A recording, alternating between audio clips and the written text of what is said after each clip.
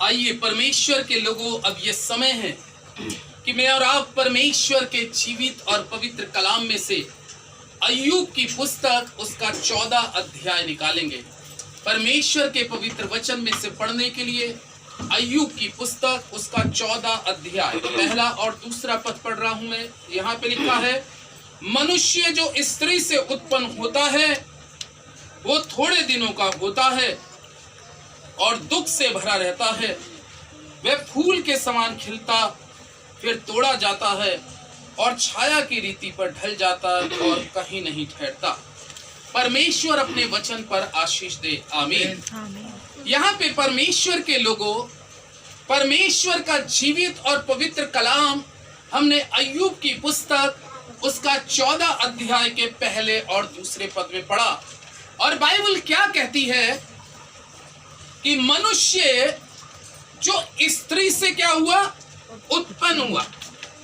मनुष्य जो स्त्री से क्या हुआ, उत्पन्न हुआ। यानी कि हम आदम और हवा को छोड़कर यदि बात करें तो जितने भी इस संसार के अंदर में मनुष्य की उत्पत्ति हुई वो मां के गर्भ से हुई। लेकिन परमेश्वर का जीवित और पवित्र और सामर्थी कलाम क्या कहता है कि जो मनुष्य स्त्री के द्वारा उत्पन्न हुआ वो कितने दिनों का है? क्या पढ़ा अभी हमने? थोड़े दिनों का।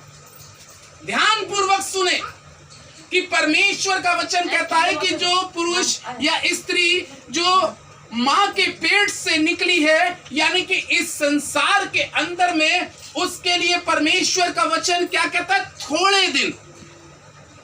हमारी लाइफ के, हमारी जिंदगी के इस संसार के अंदर में मैं और आप ये ना सोचें कि शरीर मेरा अमर रहेगा जिंदगी भर।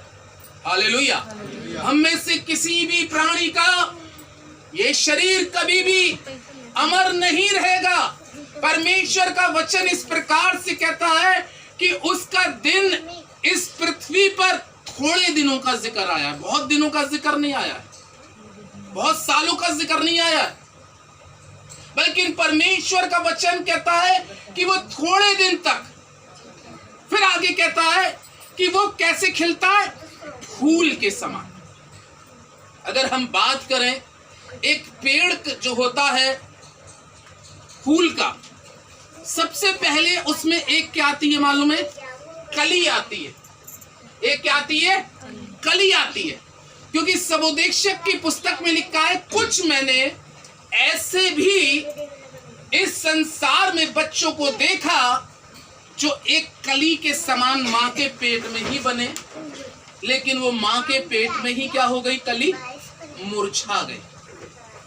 समझिएगा बड़े ध्यान पूर्वक। सांसारिक दृष्टिकोण से अगर हम बात करें तो कुछ फूल के पेड़ के ऊपर में जो कभी कभी कलियां होती हैं वो कभी कभी जल्दी भी क्या हो जाती हैं? मुरझा जाती हैं। या कभी कभी आप देखें तो वो कलियां क्या होती हैं? टूट भी जाती हैं। हालेलुया। ये किसके लिए जिक्र किया गया है मालूम है? ये उन बच्चों के लिए जो संसार में बहुत से हमने केस सुने कि वो मां के पेट में क्या हो गए? खत्म। दूसरी कैटेगरी की अगर हम बात करें, कुछ ऐसे भी बच्चे हुए जिनकी उम्र 18 या 20 साल तक आई, थोड़ा ही उनका फूल खिला ही था। फूल थोड़ा ही क्या हुआ था? खिला ही था। लेकिन क्या हुआ कि वो थोड़ा फूल खिलने के बाद में क्या हो गया? टूट गया। वो मिट्टी में, खाक में क्या हो गया? मिल गया। ये सेकंड कैटेगरी के लोग हैं। ये दूसरे कैटेगरी के लोग हैं जो इस उम्र में जाते हैं जिसको हम बोलते हैं कि भरी जवानी के अंदर में मेरा बेटी इस संसार से, मेरा बेटा इस संसार से चला गया। और बाइबल ने कहा तीसरी कैटेगरी के वो लोग हैं जिनके बाल पक जाते हैं, यानी कि बाल सफेद हो जाते हैं, जिनकी उम्र बाइबल के हिसाब से किसी की 70 साल, किसी की 80 साल तक पहुंच जाती है। ये तीसरे कैटेगरी के हैं। लेकिन बाइबल में उनके लिए भी क्या लिखा है? परमेश्वर का वचन क्या कहता है कि वो एक दिन जो फूल जब पूरा कंप्लीट खिल जाता है, पूरा फूल खिल जाता है, तो एक समय आता है कि वो ऑटोमेटिक पूरा खिलने के बाद में फिर धीरे धीरे उसकी पत्तियों पे मुरझानापन आ जाता है, यानी कि वो बुजुर्गी की अवस्था आ जाती है। और उसके बाद में वो फूल ऑटोमेटिक अपने आप, उसको कोई छुए भी ना, लेकिन वो डाली अपने आप क्या हो जाती है, टूट जाती है। तो 3 कैटेगरी की अगर हमने आज बात करी, परमेश्वर का वचन कहता है कि जो मां के गर्भ से उत्पन्न हुआ वो थोड़े दिन का होता है, कुछ थोड़े दिन के हैं, कुछ थोड़े साल के हैं, और कुछ 70 या 80 साल तक के हैं। जिन्होंने 70 या 80 साल देखा, ये परमेश्वर का अनुग्रह है कि उन्होंने यहां तक अपनी जिंदगी को देखा। लेकिन उसके बाद में उनकी जिंदगी में भी यही चीज आती है कि एक समय क्या होता है परमेश्वर के लोगों, कि वो फूल भी पूरा खिलने के बाद क्या हो जाता है, गिर जाता है, अपने आप उसकी डंगाली टूट जाती है। उसी प्रकार से मनुष्य के जीवन में भी यही चीज है।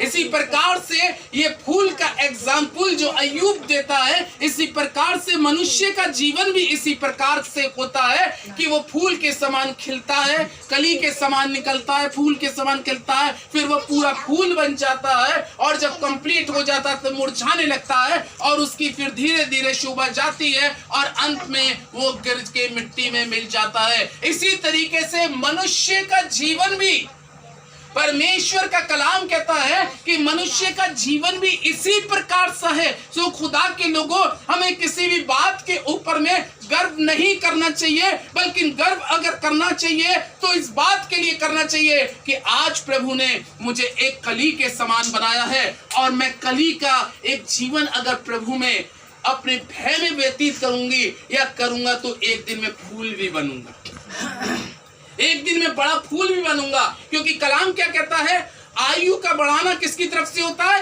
परमेश्वर की तरफ से होता है। यानी कि इस पृथ्वी के ऊपर में सब उद्देश्य की पुस्तक कहती है कि मनुष्य की जिंदगी के दिन परमेश्वर की पुस्तक में ठहराए हुए हैं। परमेश्वर की पुस्तक में क्या है, ठहराए हुए हैं। अगर हम इसी का 5वां पद जरा पढ़े भाई, 5वें पद में क्या लिखा है, मनुष्य के दिन नियुक्त किए गए हैं। मनुष्य के दिन क्या किए गए, नियुक्त किए गए हैं, और उसके महीनों की गिनती तेरे पास लिखी है। और उसके महीनों की गिनती भी किसके पास लिखी है, परमेश्वर के पास लिखी है। और तूने उसके लिए ऐसी सीमा बांधी है, तूने उसके लिए ऐसी सीमा बांधी है जिसे वह पार नहीं कर सकता, जिसे वो पार नहीं कर सकता। यानी कि इस 5वें पद के अंदर में स्पष्ट किया है अय्यूब ने कि तूने मनुष्य के लिए ऐसी क्या बांधी है, सीमा। सीमा किसको बोलते हैं मालूम है, रेखा जो होती है उसको बोलते हैं ये सरल सेक रेखा। यानी कि जो परमेश्वर ने हमारे लिए इस पृथ्वी पर रेखा बांधी है, हम प्रयास कर सकते हैं कि किसी तरीके से इस रेखा को पार कर जाए, लेकिन अब जिसने रेखा हमारे लिए जितनी बांधी है, परमेश्वर ने जितना इस जमीन के ऊपर में हमारा सीमा ठहरा दी है, उसमें हम प्रयास कर सकते हैं। हो सकता है हमारे जिस्म में भारी बीमारी आ जाए, तकलीफ आ जाए, कोई रोग बीमारी आ जाए, तो हम क्या कर सकते हैं, प्रयास कर सकते हैं, कोशिश कर सकते हैं, अच्छे डॉक्टरों के पास ले जा सकते हैं, अच्छी जगहों पे ले जा सकते हैं, सब कुछ प्रयास कर सकते हैं। अगर पैसा पॉकेट में है तो लगा सकते हैं, लेकिन फिर भी अय्यूब क्या कह रहा है, तूने ऐसी सीमा बांधी है जिसको मनुष्य पार नहीं कर सकता। यानी कि वो चाहने पर भी उस सीमा को पार नहीं कर सकता।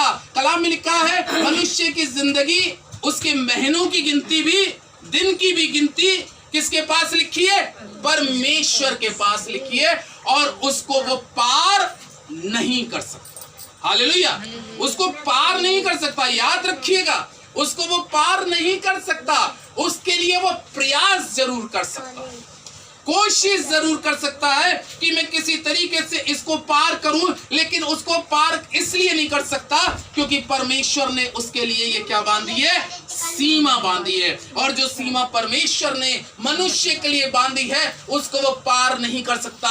लेकिन परमेश्वर जी के लोगों, जो हमारे लिए, आपके लिए उसने सीमा जो बांधी है, उस सीमा में, दायरे में रहकर हमें परमेश्वर में और परमेश्वर के वचनों में और परमेश्वर की बातों में, अगर हम उस सीमा में रहकर भी परमेश्वर के प्रति, परमेश्वर के वचन के प्रति अगर वफादार बनते जाए तो हो सकता है वो सीमा थोड़ी आगे परमेश्वर बढ़ा सकता है, केवल इस उद्देश्य को लेकर कि ये व्यक्ति मेरे भय में, लेकिन जो उसने सीमा बांध दी है, लेकिन उसको परमेश्वर का कलाम कहता है मनुष्य पार नहीं कर सकता।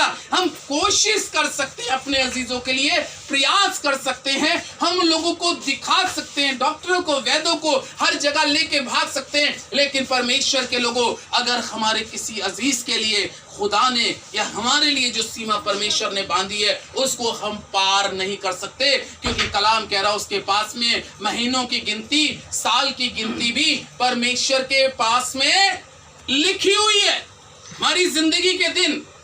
तभी तो दाऊद भजन संहिता में कहता है, आए खुदा मुझको अपनी जिंदगी के दिन गिनने की क्या दे दे, समझ दे दे, ताकि मैं क्या हो जाऊं, बुद्धिमान हो जाऊं। मुझे समझ दे आज के लिए कि अपने जीवन से जो भी करूं आत्मा और बुद्धि के साथ करूं, कि मेरे शरीर से और मेरी जबान से, मेरे हाथों से कोई ऐसा काम ना हो कि मेरा एक दिन गलत काम करने से मेरी पूरी जिंदगी, आत्मा कहां चली जाए, नरक में चला जाए। एक एक दिन हमारी और आपकी लाइफ के लिए बहुत इंपॉर्टेंट है, एक एक समय हमारी लाइफ के लिए बहुत दिन है। तभी तो दाऊद कहता है मुझे अपने दिन गिनने की क्या दे, समझ दे। सो खुदा के लोगों, हमें समझ लेने की जरूरत है कि तूने मुझको अगर 50 साल, 60 साल, 70 साल, 20 साल, जितने साल रखा है, मैं उन सालों में अपने परमेश्वर यहोवा के प्रति वफादार रहूंगी या वफादार रहूंगा, उसके साथ चलूंगा। क्योंकि पौलुस कहता है जीना मेरे लिए मसीह है और मर जाना प्रभु में लाभ की बात है। लाभ की बात क्या है? शरीर तो सबका एक दिन अंत है, ये मिट्टी में मिलेगा या इसको जलाया जाएगा, लेकिन लाभ की बात यह है खुदा के लोगों कि आपने अगर जो कुछ इस शरीर में रहते हुए अच्छा किया है उसका प्रतिफल आत्मा को परमेश्वर की ओर से मिलेगा, और आत्मा परमेश्वर के अनुग्रह से शांति पाएगी। शांति पाएगी। क्यों शांति पाएगी? क्योंकि उसने जीते जी अच्छा किया। जो हम जीते जी करते हैं शरीर से, उसका प्रतिफल हमारी आत्मा को मिलता है। इसलिए अपनी आत्मा को इस पृथ्वी पर तैयार रखें और इस शरीर से कोई भी अधर्म या कोई भी बुरा काम ना करें जो प्रभु की दृष्टि में गलत हो। अपने जीवन को परमेश्वर की अगुवाई में चलाएं और उसका हर पल में धन्यवाद करते रहें। परमेश्वर इस वचन के द्वारा आप लोगों को आशीष दे। आमीन।